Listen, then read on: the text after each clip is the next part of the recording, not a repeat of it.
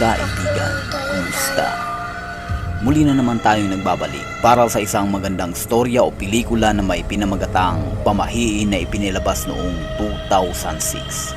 Ang Pamahiin ay isang kwento patungkol sa kung paano nakakaapekto ang mga pamahiin sa buhay ng mga tao, lalo na ang mga hindi mananampalataya. Ito ay umiikot sa tatlong magkakaibigan na sina Noah, Becca at Damian, at ang misteryong nag-uugnay na bumabalot sa kanila. Pero bago ang lahat kaibigan, please lang huwag kalimutang mag-like, mag-subscribe at pakipindot na rin ang bell. Simulan na natin. Si Noah ay bumalik sa Pilipinas kasama ang kanyang kasintahang si Aileen pagkatapos ng 15 taon nang ang kanyang matalik na kaibigan na si Damian ay nagpakamatay.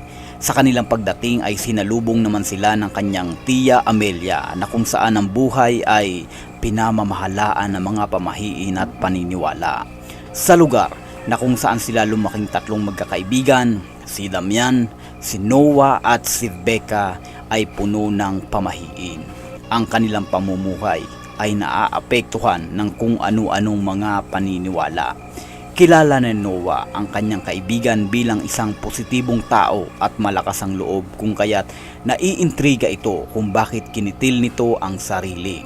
Sa lamay ay nakita ni Aileen na dumilat at tumingin sa kanya ang patay na si Damian. Labis ang naging takot nito at sinabi niya kay Noah na umuwi na sila. Pumayag naman si Noah na sila ay umuwi ng kanyang girlfriend. Bago sila umalis ng lamay ay pinaalalahanan sila ng tiya Almira nila na huwag silang didiretso sa kanilang bahay at gawin nila ang pamahiin na tinatawag na pagpapagpag. Dahil sa laki sa estate si Noah ay hindi naman siya naniniwala dito.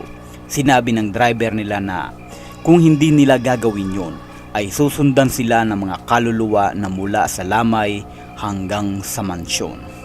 Bago pa man sila makarating ng kanilang bahay ay muling may nakita si Aileen na kaluluwa na nakita niya sa burol. Muli ay takot na takot ito. Pagdating sa mansyon ay hindi pa rin nawawala ang nararamdaman ni Aileen. Tinanong siya ni Noah kung ano ang nangyayari sa kanya, subalit hindi sinagot ni Aileen ang tanong. Sa halip ay sinabi nito kay Noah na huwag siyang iiwan nito. Nang dahil sa hindi pagpapagpag ng dalawa ay sumama nga ang mga kaluluwa sa kanilang dalawa hanggang sa mansyon. Unang nagpakita ang babaeng dumudugo ang mata sa isang salamin. Ngunit hindi ito namataan ni Noah. Ang pangalawang kaluluwa ay nagpakita kay Aileen. Nagbakasakali siya na baka ito ay isang trabahador lamang ni Tia Amelia, kung kaya't nilapitan niya ito. Subalit sa sindak niya nang makita niya ang mukha nitong ang kalahati ay nawawasak.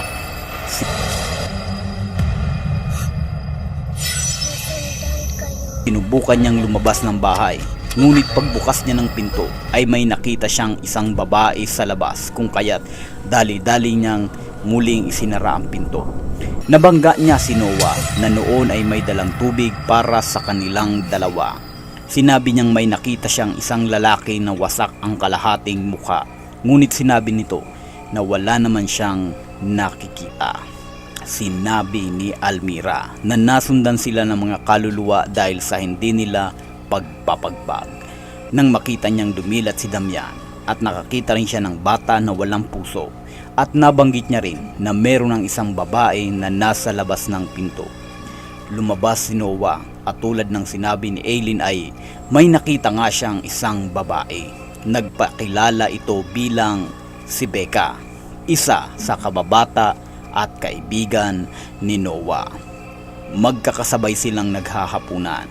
Si Noah, si Aileen at si Becca.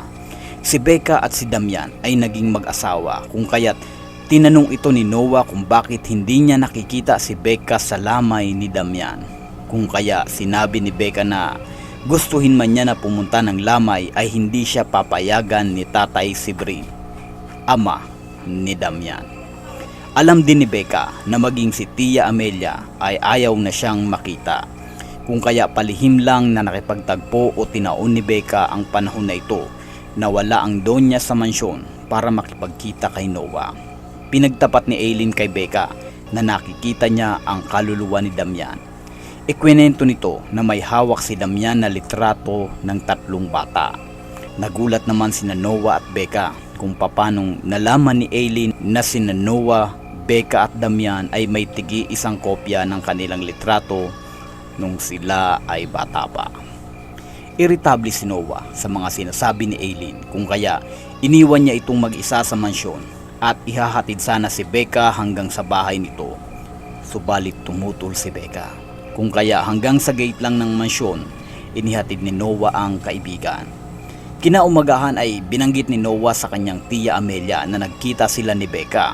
Pagalit naman ito sa ginawa ng kanyang pamangkin at iniwan itong mag-isa na nag-aalmusal. Matapos kumain ni Noah ay pinuntahan niya si Tatay Sibring at hiniling niya dito na payagan si Becca na makabisita sa lamay ni Damian. Subalit sobrang sama ng loob ni Tatay Sibring at sinabing hindi siya papayag na makita niyang muli ang pagmumukha ni Becca. Ikwinento nito na sa sobrang pagmamahal ni Damian kay Becca kung kaya't nagawa nitong magpakamatay.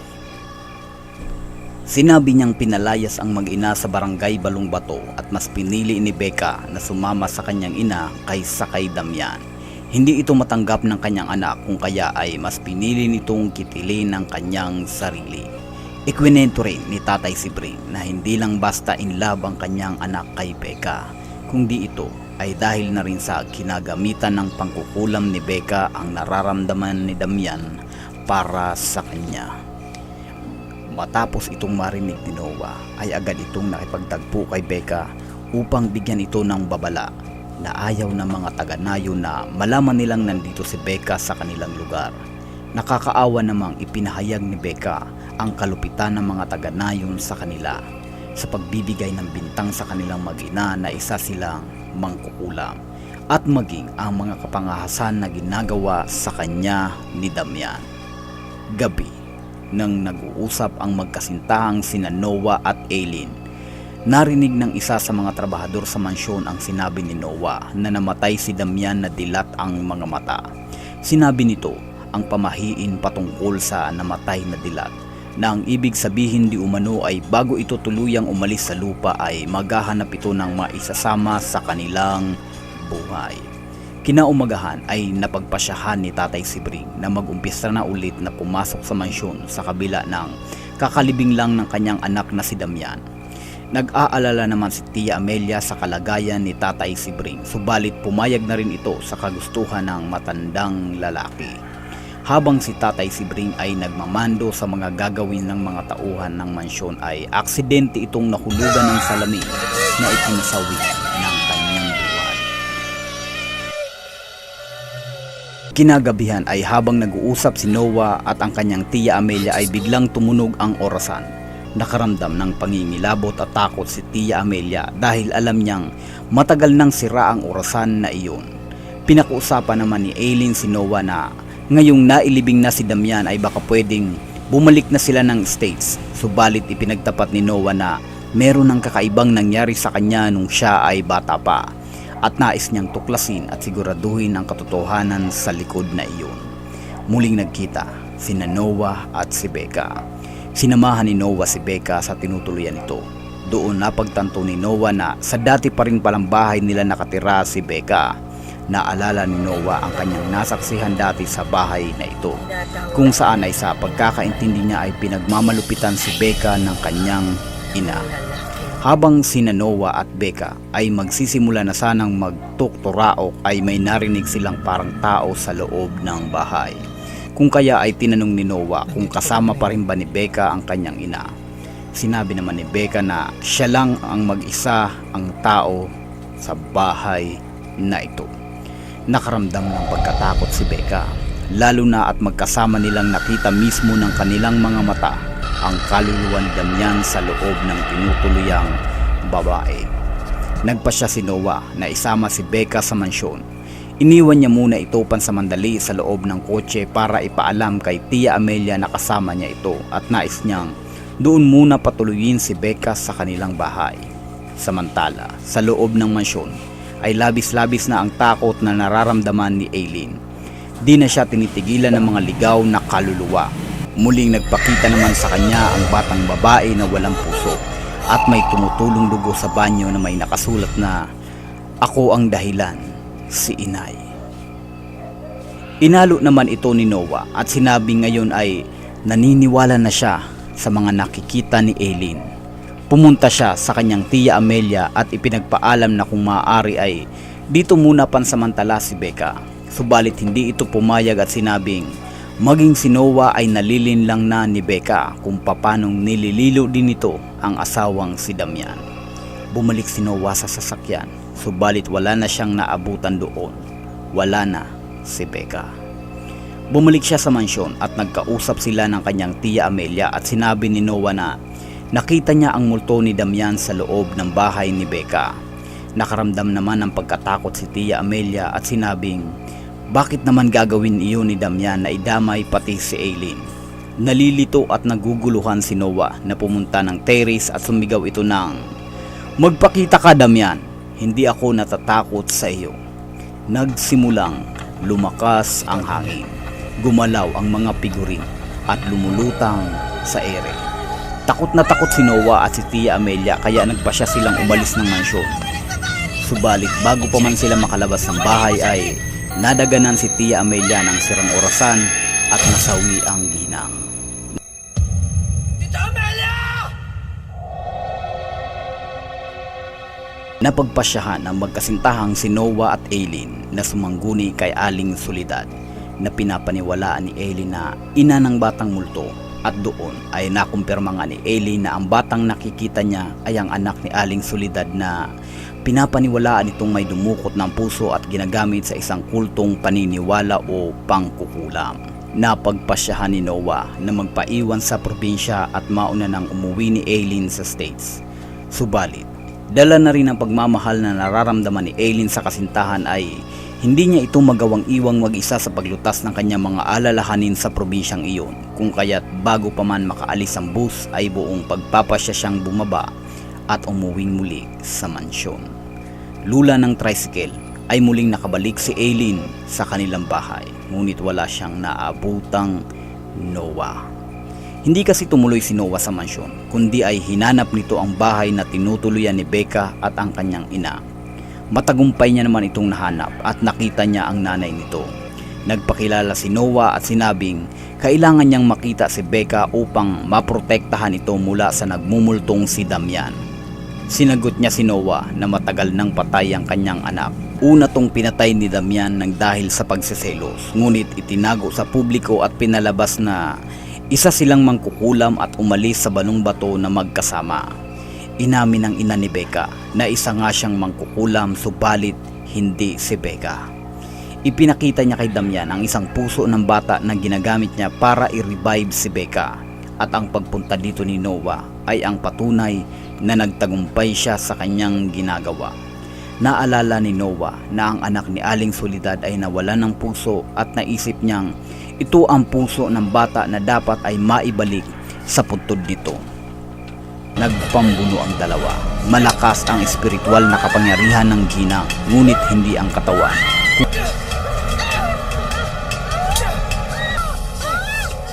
Kung kaya't nakuha ni Noah ang puso at dali-dali itong pumunta kay Aling Soledad at isinauli dito ang puso ng kanyang anak. Muli ay gumawa ng orasyon ang ina ni Becca upang tawagin ang iba't ibang masasamang espiritu at demonyo upang mawala sa landas nila ang mga natitirang hadlang sa reincarnation ni Becca. Nang dahil dito ay nag-umpisa ng magkaroon ng mga kakaibang espiritu sa loob ng mansyon. Nahihintakutan naman si Aileen kung kaya ito ay nagtago sa banyo. Gumalaw-galaw ang doorknob at tila may gustong pumasok. Mas lalong nakaramdam ng takot si Aileen hanggang sa isang pagtawag ang kanyang narinig. "Aileen, nandyan ka ba?" Nabusesan ito ni Aileen at tinanong niya kung ito ay si Becca at pinagbuksan ito ng pinto. Sinabi niya dito na nagpaparamdam na naman si Damian at muli ay nakita niya na naman ito. Nakaramdam na ng inis si Becca at sinabing nabibwisit na siya kay Damian dahil sa pagbibigay nito ng mga babala kay Aileen. biglang kinutuban si Aileen na hindi si Damian ang kanilang kalaban kung hindi ay si Becca. At dito ay inamin ni Becca na hindi nagpakamatay si Damian kung hindi ay pinatay niya ito sa unang araw ng kanyang reincarnation.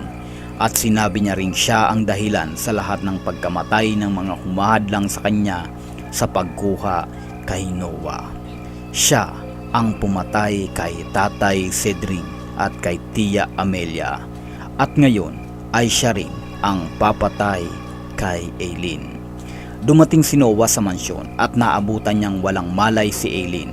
Nakita niya rin si Becca sa anyong demonyo. Nakakatakot at galit na galit. Maging si Noah ay sinakal nito. Subalit naging matagumpay naman si Aling Soledad na maibalik ang puso sa kanyang anak sa hukay nito na naging dahilan para mawala ng bisa ang muling pagkabuhay ni Rebecca.